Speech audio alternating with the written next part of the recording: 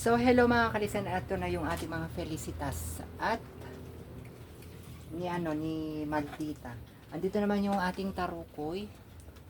Ayan o, gustong gusto nila yung binigay ni ma'am. Ito yung binigay ni ma'am. Ayan na siya mga kalisan, yung binigay ni madam.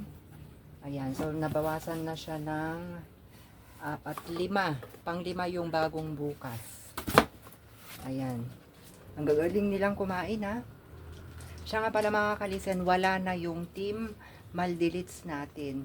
Dahil alam nyo kung bakit. Ipapaliwanag ko sa inyo kung bakit ko pinaghiwalay yung tandem ng Maldilits. Kasi may rason.